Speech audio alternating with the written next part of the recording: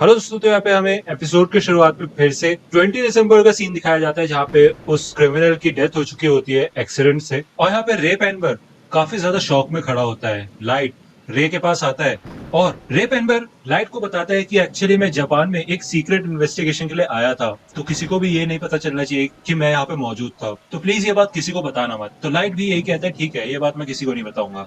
जब रे वहां से चला जाता है तो लाइट मन में यही बोलता है कि वैसे भी मैं भी नहीं चाहता कि मेरे डैड को या फिर पुलिस को ये बात पता चले कि तुम मुझसे मिले थे, वरना मुझ पे ही शक जाएगा। और वैसे भी पुलिस इस एक्सीडेंट को नॉर्मल एक्सीडेंट की तरह ही देखेगी। यहाँ पे हमें रे पेनबर के घर का सीन दिखाया जाता है और वहाँ पे उसकी फियोन्से होती है। जब रे घर पे आता है तो वो काफी थका थकाया लगता है और रे अपनी फियोन्से को बताता है कि क्या हुआ था। यहाँ पे उसकी फियोन्से बोलती है कि तुम्हें नहीं लगता कि उसका मरना काफी ज्यादा अजीब बात है, और तुम तो अपनी इन्वेस्टिगेशन कर रहे थे, है ना? तो हो सकता है कि इतने में रे उसको शांत कर देता है और कहता है कि मैं जानता हूँ तुम पहले एक एफबीआई एजेंट रह चुकी हो, लेकिन ये कीरा का केस काफी ज्यादा खतरनाक है, इसलिए शांत रहो। तुम्हें याद है ना, तुमने मुझसे वादा किया था कि तुम ये सारी चीजें छोड़ दोगे तभी मैं तुम्हारे डैड से शादी के बारे में बात करूंगा, है ना? यहाँ पे दूसरी ओर हमें लाइट के घर का सीन दिखाया जाता है और र्यूक पूछते हैं आप क्या करोगे, उस एजेंट का नाम लिखोगे, उसे मारोगे? तो लाइट कहता है नहीं, एक हफ्ते बाद, क्योंकि तब तक वो किसी और को भी इन्वेस्टिगेट कर लेगा। अगर मैं अभी उसे मार दूंगा तो मेरे ऊपर ही शक जाएगा, लेकिन तब तक मैं एल के साथ थोड़ा खेल लेता हूँ। या वतारी एल को कांटेक्ट करता है और कहते हैं कि एक और विक्टिम मरा है और उसने भी एक मैसेज छोड़ा है, और उस लेटर के ऊपर लिखा होता है गॉड्स ऑफ डेथ, यानी कि शिनिगामी।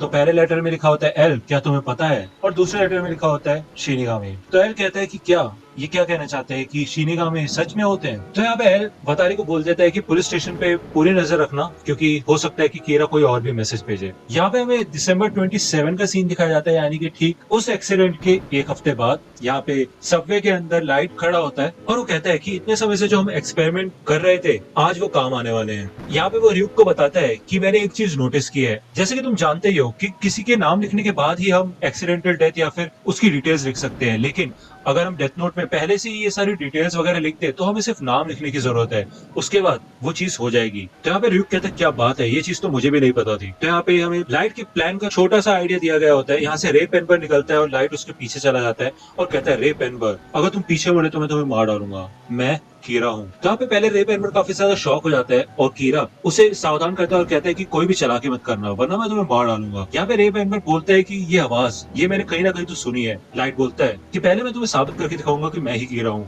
वहाँ पे चश्मे में एक आदमी होता है एक कॉफी शॉप पे। तो यहाँ पे लाइट उसको मार देता है और बताता है कि इसके ऊपर सेक्सुअल असॉल्ट के चार्जेस थे, लेकिन ये हर बार बच जाता था, इसलिए इसको तो मरना ही था। मैंने उसके बारे में बहुत सारी रिसर्च की है और साथ ही साथ तुम्हारे बारे में भी बहुत रिसर्च की है। तो यहाँ पे रिपेयर में लाइट की बात मान लेता है और कहता है हाँ मुझे यकीन है कि तुम कीरा हो। तो लाइट ये कहता है वैसे भी यहाँ पे मौजूद लोगों की जिंदगी इतनी ज्यादा मैटर नहीं करती जितनी तुम्हारे रिश्तेदारों की करती है। तो यहाँ पे लाइट रे पेनबर को कहता है कि तुम्हारे पास लैपटॉप है ना, क्या तुम्हारे पास वो इन्फॉर्मेशन है कि जापान में कितने एजेंट्स आए हैं? तो यहाँ पे रे पेनबर बता देता है कि उसके पास अभी वो फाइल्स नहीं है। तो यहाँ पे लाइट रे को एक एनवेलप देता है और कहता है इसमें से ट्रांसीवर निकालो और अपने कान में लगा लो, आगे के इंस्ट्रक्शंस मैं तुम्हें बाद में बताता हूँ। तो यहाँ से लाइट चला जाता है और वो कहता है कि तुम यामानोटे लाइन में जाओगे, फिर चाहे वो किसी भी डायरेक्शन में जा रही हो, तुम्हें अंदर जाना है और दरवाजे के साथ वाली सीट पे बैठना है। अगर उस पर कोई पहले से बैठा है तो इंतजार करना उसके उठने का, वहां पे बैठ के मैं आगे की बात बताऊंगा, और कोई भी चालाकी करने की कोशिश मत करना क्योंकि मैं तुम्हें देख रहा हूँ। तो यहाँ पे रे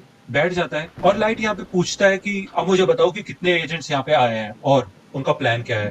तो यहाँ पे रे पेनबर यही बताता है कि टोटल 12 लोग हैं। लाइट कहता है कि अब जो तुम्हारे पास एनवेलप है उसे खोलो और उसमें से जो भी चीज है वो बाहर निकालो। तो यहाँ पे हमें दिखाया जाता है कि एक पेपर सा होता है और उसमें वहाँ पे बीच बीच में लिखने की जगह होती है। लाइट कहता है कि सबसे ऊपर वाली जगह पे उस एजेंट का नाम लिखो जो कि तुम्हारा इंचार्ज है। तो यहाँ पे रे सोचता है कि ये करना क्या चाहता है और इसका प्लान क्या है, लेकिन मेरे को उसकी बात माननी ही होगी, और वैसे भी वो सिर्फ नाम से तो किसी को नहीं मार सकता। तो यहाँ पे लाइट कहता है आप अपना लैपटॉप ओपन करो, तुम्हें तुम्हारा सुपीरियर सारे एजेंट्स की इन्फॉर्मेशन भेज देगा और उसमें उन सभी एजेंट्स के नाम और फेसेस होंगे। जहाँ पे रे पेनबर चौंक जाता है कि ये हुआ क्या, ऐसे कैसे भेज सकते हैं मुझे। यहाँ पे लाइट कहता है अब इन सबके चेहरे देखो और एक के बाद एक इनका नाम उन खाली जगहों में लिखो। यहाँ पे रे पेनबर बोलते हैं कि ये कीरा करना क्या चाहता है, मुझे तो कुछ समझ नहीं आ रहा। यहाँ पे वो सबके नाम लिख देता है और लैपटॉप बंद कर लेता है। अब लाइट कहता है कि वो सारी चीजें उसी एनवेलप में डाल दो ट्रांसीवर के साथ और उसे अपने ऊपर मौजूद रैक पे रख दो, और ध्यान रखना कि तुम्हें कोई देख ना रहा हो। जब तुम बिल्कुल श्योर हो जाओ सिर्फ तभी ट्रेन से उतरना। तो यहाँ पे रे सोच रहा होता है कि यार ये आवाज मेरे को याद क्यों नहीं आ रही, मेरे को पता है मैंने ये कहीं ना कहीं तो सुनी थी। यहाँ पे शाम 4:41 का सीन दिखाया जाता है और जैसे ही रे यहाँ पे ट्रेन से बाहर निकलता है उसको हार्ट अटैक आता है और वो नीचे गिर जाता है। वो यहाँ पे गिरते हुए पीछे पलटता हुआ देखता है और उसे दिखता है कि लाइट ने वो एनवेलप उठा लिया होता है और रे यहाँ पे बोलता है लाइट यागमी, और लाइट कहता है अलविदा रे पेनबर, और इधर रे पेनबर मर जाता है। और हमें बताया जाता है कि रे पेनबर ने वो सारे के सारे नाम डेथ नोट पे ही लिखे होते हैं और उसे पता भी नहीं था कि वो अपने ही दोस्तों को मार रहा है। सबसे पहले वाली जगह पे उसका सुपीरियर का नाम लिखने से उसने कॉज लिखा था कि वो अपने सारे के सारे एफबीआई एजेंट्स को सारे एजेंट्स की फाइल भेजेगा और उसके बाद हार्ट अटैक से मरेगा। वही दूसरी ओर बाकी एजेंट्स के आगे लाइट ने लिखा होता है कि एक बार उन्हें वो सारी फाइल्स मिल जाएंगी, उसके बाद वो सारे के सारे मारे जाएंगे। अब यहाँ पे आप समझ ही पा रहे होंगे कि लाइट ने सबको फाइल भेजने के लिए इसलिए कहा क्योंकि अगर सिर्फ रे पेनबर के पास फाइल गई होती तो इजीली सबको शक हो जाता कि रे पेनबर जिनको इन्वेस्टिगेट कर रहा था वही गिरा हो सकता है, इसलिए शक को बांटने के लिए उसने सबको ही सेम फाइल भिजवाई। यहाँ पे दूसरी ओर हमें एल का सीन दिखाया जाता है और उसे इन्फॉर्मेशन मिलती है कि सारे के सारे एजेंट्स मारे गए हैं और सबके सबको हार्ट अटैक आया था। इसका मतलब कीरा ने ही उनको मारा है। एल मुझे माफ करना, लेकिन एफबीआई अब तुम्हारी मदद नहीं करेगी। तो यहाँ पे चीफ यागामी भी एल से कांटेक्ट करता है और वो कहते हैं कि मैंने एफबीआई के डायरेक्टर से बात की। क्या बात है एल? उनके हिसाब से तुमने एफबीआई का सहारा लिया था हमारी जांच पड़ताल करने के लिए। तो एल कहता है हाँ। तो चीफ कहता है कि इसका क्या मतलब हुआ? इसका मतलब तुम हम पे शक कर रहे हो? तो एल कहते हैं मेरे हिसाब से ये करना जरूरी था असली कीरा को पकड़ने के लिए। तो यहाँ पे चीफ गुस्सा हो जाता है और वो कहते हैं कि तुम ऐसा कैसे कर सकते हो, तुम अपने ही साथियों पे शक कर रहे हो। तो यहाँ पे बाकी मेंबर्स भी यही कहते हैं कि हम एल पे भरोसा नहीं कर सकते और वो कहते हैं कि कीरा ने उन एजेंट्स को भी मार दिया जो कि क्रिमिनल्स भी नहीं थे। इसका मतलब कीरा सच में एक मर्डरर ही है। तो यहाँ पे एल को मैसेज आता है कि एक और विक्टिम ने मैसेज छोड़ा है और यहाँ पे लेटर पूरा हो जाता है कि एल क्या तुम्हें पता है कि शिनिगामी सेब खाते हैं? तो यहाँ पे एल को गुस्सा आता है और दूसरी ओर हमें रे पेनबर के फियांसे का सीन दिखाया जाता है और वो यहाँ पे बैठ के रो रही होती है और उसे समझ आ जाता है कि कीरा ने ही रे पेनबर को मारा है। या दूसरी ओर हमें लाइट यागामी की फैमिली का सीन दिखाया जाता है और यहाँ पे चीफ यागामी बोलता है कि मैं ये बात सीक्रेट नहीं रख सकता, वैसे भी ये बात तुम्हें कभी ना कभी पता चली जाती, मैं तुम्हें कुछ बताना चाहता हूँ। इस समय मैं कीरा इन्वेस्टिगेशन का इंचार्ज हूँ। तो यहाँ पे सायो बहुत ज्यादा खुश होती है और कहती है आप तो अमेजिंग हो डैड। तो चीफ कहता है नहीं, बात वो नहीं है, बात यह है कि कल 12 एफबीआई एजेंट्स को कीरा ने मार दिया जिनको जापान भेजा गया था। तो इसका मतलब यह है कि कीरा उन सबको मार सकता है जो कि उसे पकड़ने की कोशिश करेंगे। इस वजह से बहुत सारे ऑफिसर्स ने पहले अपनी जॉब छोड़ दी है। तो यहाँ पे सायो कहती है कि मैं नहीं चाहती कि आपको कुछ हो तो आप भी जॉब छोड़ दो, और उसकी वाइफ भी बोलती है, लेकिन चीफ यही कहते हैं कि मैं ऐसे चुप नहीं बैठ सकता और बुराई को जीतते हुए नहीं देख सकता। तो यहाँ पे लाइट कहते हैं कि डैड मेरे को आपके ऊपर गर्व है, लेकिन मैं आपको वादा करता हूँ कि अगर आपको कुछ भी हुआ तो मैं उस कीरा को छोड़ूंगा नहीं। यहाँ पे चीफ बाकी सारे पुलिस ऑफिसर्स को कहता है कि कीरा उन सभी को मार डालेगा जो भी उनके बीच में आएगा या फिर उसको पकड़ने की कोशिश करेगा। मैं नहीं चाहता कि तुम अपनी जिंदगी खतरे में डालो, अपनी जिंदगी के बारे में सोचो, अपनी फैमिली के बारे में सोचो। अगर कोई भी इस केस से हटना चाहता है तो मुझे बता सकता है, चिंता मत करो, मैं तुम्हारी रैंक नहीं गिराऊंगा। मैं बस उन लोगों को चाहता हूँ जो कि सच में अपनी जान खतरे में डालना चाहते हैं और कीरा को पकड़ना चाहते हैं। तो यहाँ सबके सब लोग बातचीत करते हैं और दूसरी ओर हमें यहाँ रे पेनबर की फियांसे का सीन दिखाया जाता है और वो यहाँ बस ड्राइवर से इन्फॉर्मेशन लेती है और वो बस ड्राइवर बताता है कि हाँ मैं इस आदमी को जानता हूँ, इसी ने सबको झुकने के लिए बोला था, लेकिन मेरे को बाकी पैसेंजर्स के बारे में कुछ याद नहीं। तो यहाँ पे रे पेनबर की फियांसे यही बोलती है कि अगर मैं जो सोच रही हूँ वो सही है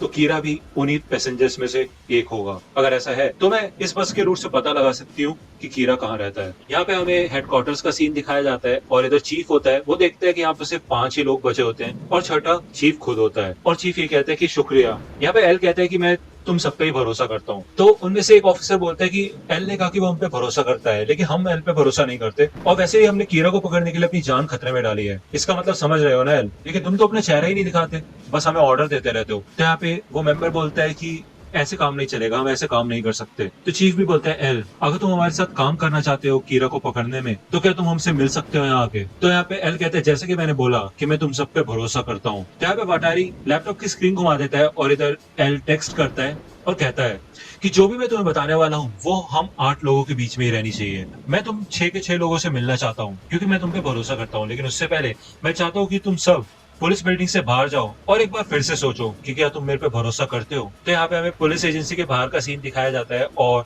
ये लोग यही कहते हैं कि एकदम से हमसे मिलना क्यों चाहता है, इसने पहले भी इतने सारे केसेस को खुद सॉल्व किया है, तो अब क्या हो गया, इस केस में क्या अलग बात है, मुझे नहीं समझ आ रहा। हो सकता है कि वो बस एक नकली आदमी को हमसे मिलने के लिए भेज दे जिससे कि हमें तसल्ली मिल जाए, और वैसे हमें पता कैसे चलेगा कि वही असली एल है। तो यहाँ पे चीफ यही कहते हैं कि नहीं ऐसा नहीं है, उसने शुरुआत में बोल दिया था कि उसको जापान पुलिस की मदद की जरूरत है। तुम ऐसे सोच सकते हो कि शायद एल इसी वक्त का इंतजार कर रहा था, क्योंकि पहले बहुत सारे लोगों ने एल पे भरोसा नहीं किया था। इसी वजह से हमारे हेडक्वार्टर से ही क्रिमिनल्स की इंफॉर्मेशन लीक हुई, और इन्वेस्टिगेशन तब तक नहीं हो सकती जब तक हम एक दूसरे पे भरोसा नहीं कर सकते हो। तो यहाँ पे चीफ यही बताते हैं कि इसका मतलब एल उसी वक्त का इंतजार कर रहा था जब सबसे कम लोग बचे हो जिन पे वो आखिरकार ट्रस्ट कर सकता है, और जो लोग अपनी जान भी देने के लिए तैयार हो बुराई से लड़ने के लिए। तो यहाँ पे उनमें से एक मेंबर को गुस्सा आ जाता है और वो कहता है इससे अच्छा तो मैं नौकरी छोड़ के चला जाता हूँ, लेकिन मैं उस एल के साथ काम नहीं करूंगा।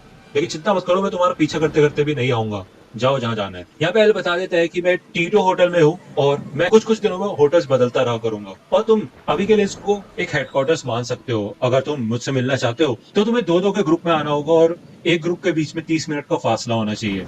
कुछ इस तरीके से आना कि सबके सब लोग 12 बजे तक रात में यहाँ पे पहुंच जाएं। यहाँ पे एल का सीन दिखाया जाता है और वो कहता है कि अब हमारे बीच में दूरियां कम हो रही है कीरा, और कोई बात नहीं अगर मेरे को अपना चेहरा पहली बार लोगों को दिखाना पड़े तो। अगर तुम्हें इस मीटिंग के बारे में पता चलेगा तो तुम भी मेरे करीब आने की कोशिश करोगे, और तभी मैं तुम्हें पकड़ लूंगा। या दूसरी ओर हमें लाइट का सीन दिखाया जाता है और वो कहता है कि पिछले कुछ दिनों में मैंने बहुत चीजें की है, अब मुझे सोचने दो कि कोई गलती तो नहीं हुई और मुझे अब आगे क्या करना चाहिए। एल असली लड़ाई तो अब शुरू हो रही है। यहाँ पे हमें दिखाया जाता है कि चीफ एल के रूम में आ जाते हैं और दरवाजा खटखटाते हैं, और दरवाजा खोलते साथ ही यहाँ पे एपिसोड एंड हो जाता है। तो दोस्तों आज की वीडियो के लिए सिर्फ इतना ही। आई होप कि आपको ये वीडियो पसंद आई होगी। अगर आपको ये वीडियो पसंद आई हो तो प्लीज लाइक कीजिए, अपने दोस्तों के साथ शेयर कीजिए और मेरे चैनल को सब्सक्राइब करना मत भूलेगा। और अगर आप मुझे कांटेक्ट करना चाहते हैं तो आप मुझे इंस्टाग्राम पे कांटेक्ट कर सकते हैं। मेरे पेज की लिंक आपको डिस्क्रिप्शन में मिल जाएगी। मिलता हूं आपसे अगले वीडियो में, तब तक के लिए गुड बाय।